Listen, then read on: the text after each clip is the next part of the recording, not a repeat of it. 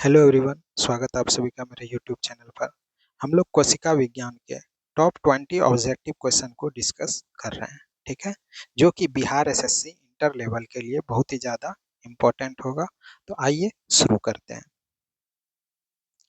समांतर नलिकाओं या सिस्टर्नी के समूह से बनी संरचना है माइटोकॉन्ड्रिया, राइबोसोम, गोल्जी उपकरण, लवक।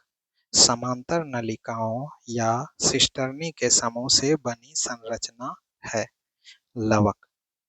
समांतर नलिकाओं या सिस्टर्नी के समूह से बनी संरचना लवक है। समांतर नलिकाओं या सिस्टर्नी के समूह से बनी संरचना लवक है। निम्नलिखित कोशिकांगों में कौन ईआर संश्लेषित पदार्थों का संचयन, रूपांतरण तथा पैकिंग कर कोशिका के अंदर एवं बाहर भेजता है? राइबोसोम, लाइसोसोम, माइटोकॉन्ड्रिया, गोल्जी उपकरण। निम्नलिखित कोशिकांगों में ईआर संश्लेषित पदार्थों का संचयन, रूपांतरण, पैकिंग पर कोशिका के अंदर एवं बाहर भेजता है? तो गोल्जी उपकरण। निम्नलिखित कोशिकांगों में कौन ईआर संश्लेषित पदार्थ का संचयन, रूपांतरण एवं पैकिंग कर कोशिका के अंदर एवं बाहर भेजता है? गोल्जी उपकरण। लाइसोसोम को सर्वप्रथम किसने देखा था? कैमिली गोल्जी ने, स्ट्रासबर्गर ने,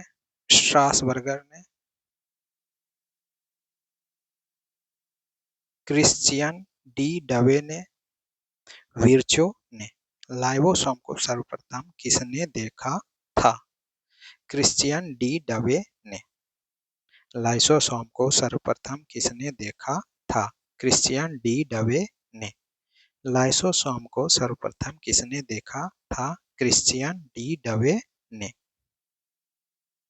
जीवाणु एवं वायरस से रक्षा करने वाले कोशिकांग हैं ईआर, गोल्जी उपकरण, राइबोसोम, लाइसोसोम।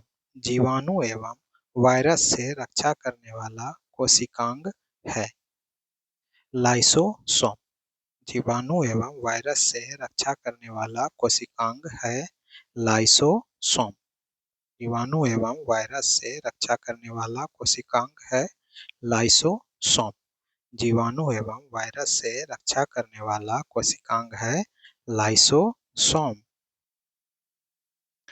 क्रिस्टी कहाँ पाए जाते हैं?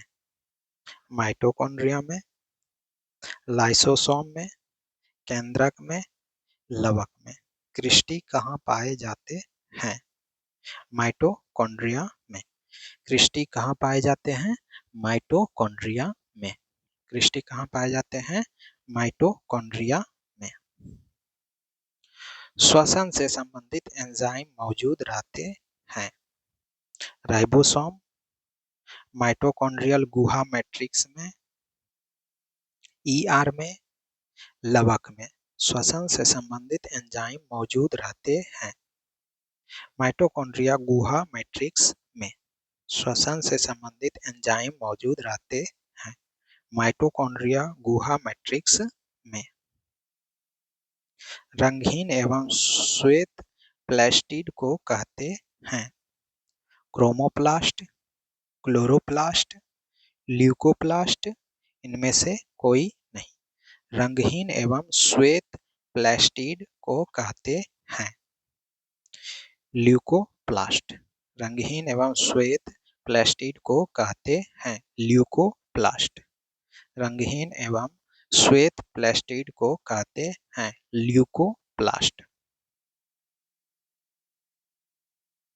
क्लोरोप्लास्ट के भीतर पाए जाने वाले तरल युक्त गुहा को कहा जाता है मैट्रिक्स, कोशिकारस, क्रिस्टी, स्ट्रोमा। क्लोरोप्लास्ट के भीतर पाए जाने वाले तरल युक्त गुहा को कहा जाता है स्ट्रोमा। क्लोरोप्लास्ट के भीतर पाए जाने वाले तरल युक्त गुहा को कहा जाता है स्ट्रोमा। क्लोरोप्लास्ट के भीतर पाए जाने वाले तरल युक्त गुहा को क्या कहा जाता है? स्ट्रोमा। कोशिका कला वर्णनात्मक पारगम्य होती है क्योंकि यह वर्णित जैव अणुओं से बनी होती है। यह उच्च सांद्रता वाले क्षेत्र से निम्न सांद्रता वाले क्षेत्र की ओर कुछ पदार्थों का अभिगमन नहीं होने देती। जैव अणुओं का संचलन केवल विशिष्ट सांद्रता पर होता है। यह कुछ अणुओं के अंदर या बाहर की ओर संचलन कोशिका में से होने वाली है, जबकि अन्य अणुओं के संचलन को रोक दिया जाता है। कोशिका कला वर्णनात्मक पारगम्य होती है क्योंकि यह अणुओं के अंदर या बाहर की ओर संचलन कोशिका में से होने देती है, जबकि अन्य अणुओं के संचलन को रोक दिया जाता है। न्यूक्लियम के बाहर डीएनए कहाँ मिलता है? गोल्जी कॉय, राइबोसोम, माइटोकॉन्ड्रिया, अंतर्द्रव्य जालिका। न्यूक्लियम के बाहर डीएनए कहाँ मिलता है? माइटोकॉन्ड्रिया। न्यूक्लियम के बाहर डीएनए कहाँ मिलता है? माइटोकॉन्ड्रिया। न्यूक्लियम के बाहर डीएनए कहाँ मिलता है? माइटोकॉन्ड्रिया। निम्नलिखित पोषकों में कौन सा एक पौधे की कोशिका भित्ति का एक संरचनात्मक घटक है? Manganese, potassium, phosphorus, calcium. निम्नलिखित पोषकों में से कौन सा एक पोषक पौधों की कोशिका भित्ति का एक संरचनात्मक घटक है? कैल्शियम। निम्नलिखित पोषकों में से कौन सा एक पौधे की कोशिका भित्ति का एक संरचनात्मक घटक है? कैल्शियम। निम्नलिखित कोशिका अंगकों में कौन सा एक अर्धपारगम्य है? कोशिका झिल्ली, प्लाज्मा झिल्ली, कोशिका भित्ति, केंद्रक।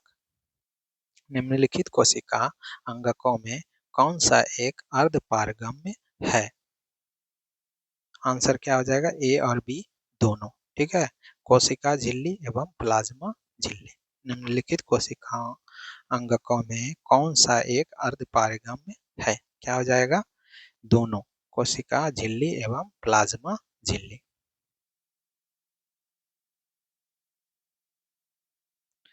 कोशिका के बारे में निम्नलिखित में से कौन सा सही नहीं है? कोशिका के आकार एवं आमाप विशिष्ट कार्य से संबंधित होते हैं। कुछ कोशिकाओं के बदलते आकार होते हैं। प्रत्येक कोशिका में निष्पादन की अपनी क्षमता होती है।